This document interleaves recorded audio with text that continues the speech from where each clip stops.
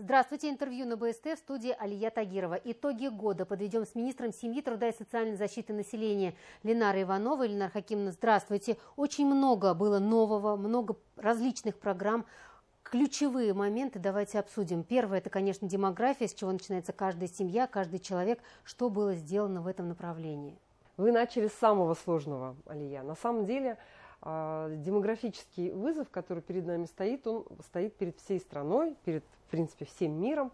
Поэтому мы стараемся повысить рождаемость. В конечном итоге со стороны Минздрава идет работа по снижению смертности, потому что демография – это собирательная, да, такая, интегральная вообще позиция. И также на это влияет еще миграция. Но я думаю, что нам лучше говорить о рождаемости, на которую влияет Министерство семьи и труда, потому что во многом демография или демографическая политика – это семейная политика. То есть мы с вами априори понимаем, что человек должен рождаться в семье, то есть новый ребенок рождается в семье. Соответственно, это семья, семейная тема.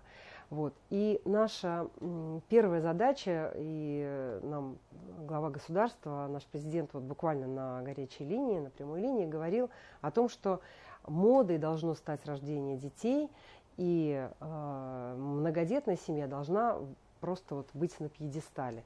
Собственно, вот на это и были направлены наши усилия.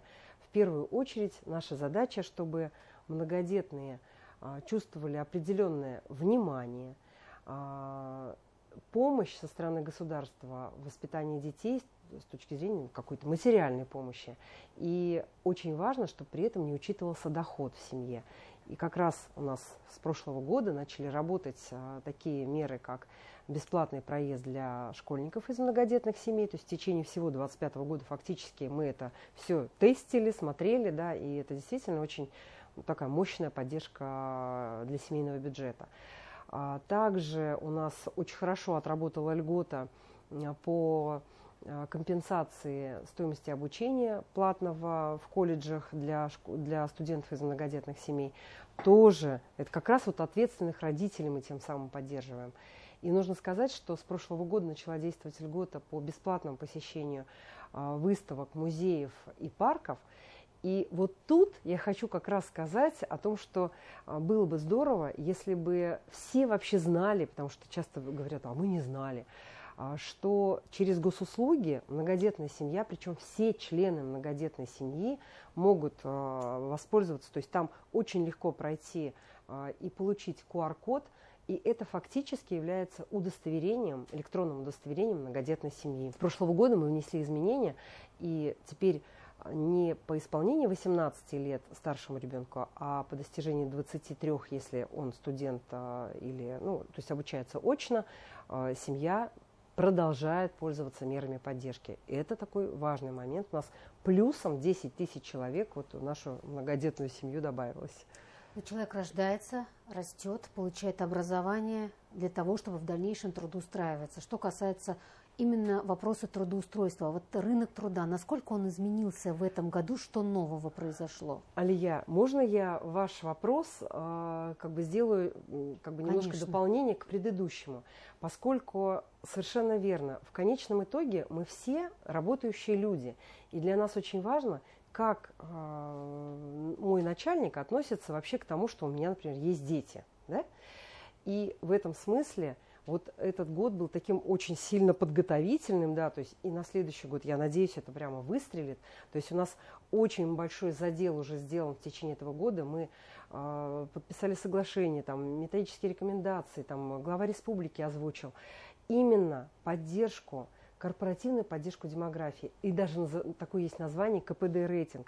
И я скажу, вот последние дни так получилось, что я общаюсь с коллегами, и с учетом, что было многодетной семьи, вот буквально в последнее воскресенье, 21 декабря, он, кстати, всегда будет 21 декабря в любом году, мы общаемся, я говорю, а у тебя сколько многодетных? А у вас сколько многодетных? То есть я у руководителей организации спрашиваю задаю этот вопрос, да, и получается, что мы начали меряться количеством детей, и мне кажется, это очень хорошая история.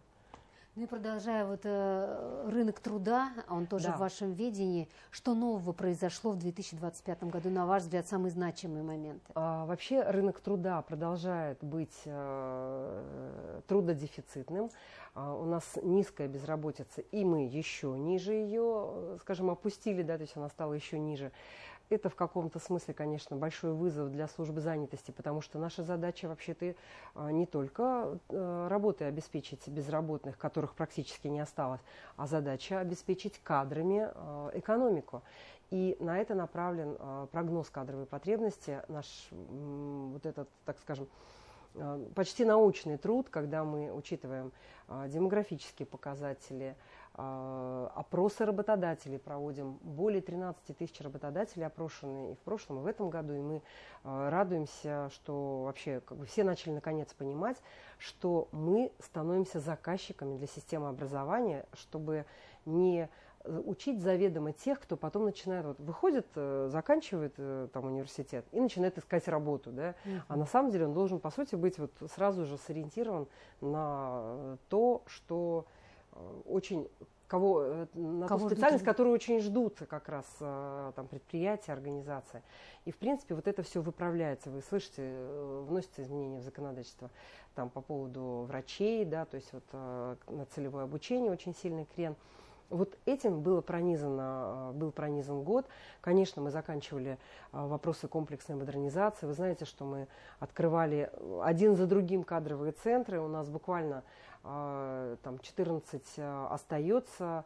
Финансовые, так скажем, приоритеты сместились в связи с СВО, но при этом и они были зашиты в работу службы занятости. И нужно сказать, что под особым фокусом внимания это предприятие ОПК, то есть у нас обучение, переобучение, то есть именно работа с кадрами ОПК шла. И плюс другая сторона – это трудоустройство людей, вернувшихся с СВО, то есть участников. И здесь нужно сказать, что у нас довольно хорошая картина, там 77,8% из тех, кто официально демобилизовался, там более 3000, у нас 2345 человек сегодня работают. И мы прям, скажем так, это прям для нас такой профессиональный вызов, то есть мы этим очень пристально занимаемся, чтобы у нас в серой зоне тех, кто не охвачен вниманием, в принципе никого не осталось. То есть в прямом смысле за каждым закрепляется куратор от центра занятости, и мы с ними отрабатываем.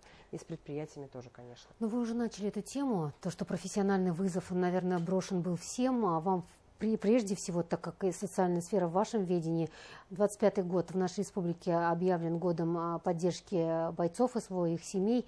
Что было сделано, на ваш взгляд, самое важное? Я понимаю, было много. Я понимаю, что для нас это вызов. Мы не готовы были, мы не знали, как работать с ПТСР. Мы вдруг поняли, что не только дровами нужно помогать. На ваш взгляд, что самое важное было нужно ребятам и их семьям? Алия, мне кажется, здесь слово «самое важное», оно немножко от лукавого, потому что важно было все. Для одной семьи это самое важное. Решить вопросы юридические, какие-то вопросы наследства, да, алиментные обязательства.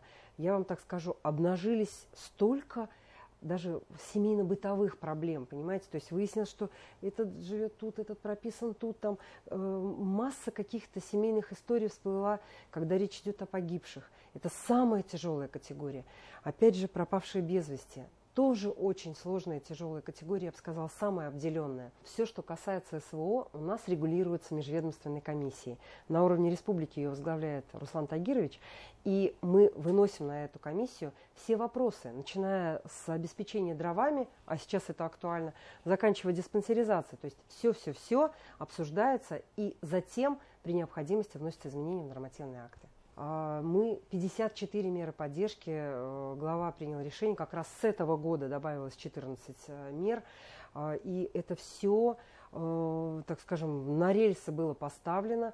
По каждой из мер там, в общей сложности 30 с лишним миллиардов на сегодняшний день направлено только на поддержку вот как раз участников СВО. И вот завершая наш с вами разговор, я понимаю, о многом, о многих достижениях можно было сказать. И может быть то, что еще не доделали. Вот в 2026 год вы как министр семьи, труда, социальной защиты населения, с чем идете? Что забираете с собой, какие планы? Ну, наша задача, конечно, максимально подготовиться к возвращению бойцов. Мы все молимся и ждем окончания переговоров и очень надеемся вот этого победного окончания специальной военной операции, и чтобы наши ребята вернулись, и в семьях в итоге был мир. При необходимости мы подключим медиаторов, потому что это, ну, скажем так, отдельная история. Психологически, то есть это даже психологически вызов. будет довольно сложно. То есть ребята такие придут немного другими, я бы сказала, сильно другими во многом. Вот, поэтому это, наверное, вот она такая самая главная глобальная задача. Она сквозная, потому что там и цифровизация. Наша задача очень мощно отработать по государственной информационной системе. У нас задача вообще, если говорить, вот, ну, как бы раз коснулись цифровизации, это включение искусственного интеллекта в нашу работу по максимуму автоматизировать те процессы, где можно обойтись без людей. Когда, условно говоря, для выплаты необходимы вот эти условия, мы по СМЭВу запрашиваем всю информацию ну, там, где есть источники этой информации, там служба судебных приставов, там налоговая, МВД и так далее. И когда все факторы складываются и бинго, выплата положена, она должна производиться автоматически. Это не должен сидеть специалист и глаза там свои мучая, там эту выплату назначать.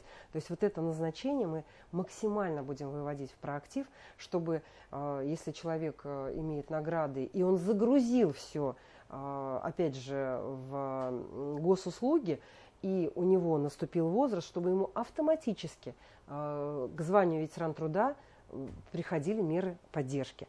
И вот это именно повышение комфорта человека, улучшение его просто вот текущей ежедневной жизни. Мы сейчас все делаем, чтобы по стационарам, чтобы у нас максимально, во-первых, те, кто живут в стационарах, жили более по-человечески, да, то есть каждый день, каждый год мы много улучшений вносим, но, если честно, я все равно считаю, что мы в начале пути. Все равно это интернатное учреждение, это очень сложная тема.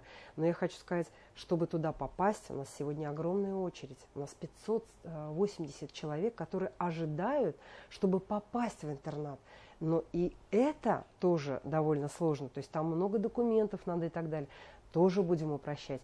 То есть мы всю нашу нормативку анализируем с точки зрения упрощения жизни простого человека. Потому что жизнь такова, что ну, как-то все немножко на нервах. Да? То есть чтобы вот просто было все немножко полегче. Вот наша задача сделать жизнь людей полегче. Спасибо огромное. От души хотелось бы пожелать и вам, и вашей команде, чтобы и в вашей работе вам тоже было гораздо легче справляться со всеми трудностями, которые выпадают именно на вас. Поэтому здоровья, прежде всего, и сил вам. Спасибо огромное, дорогие друзья. Я напомню, что в рамках программы интервью мы говорили с министром семьи, труда и социальной защиты населения Республики Башкортостан Ленарой Ивановой.